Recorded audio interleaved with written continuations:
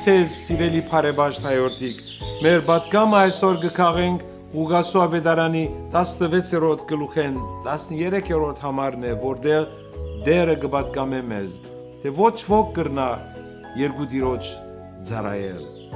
Ինչպես կարող ենք երկու տիրոջ ծառայել՝ Աստծո եւ Մամոնային։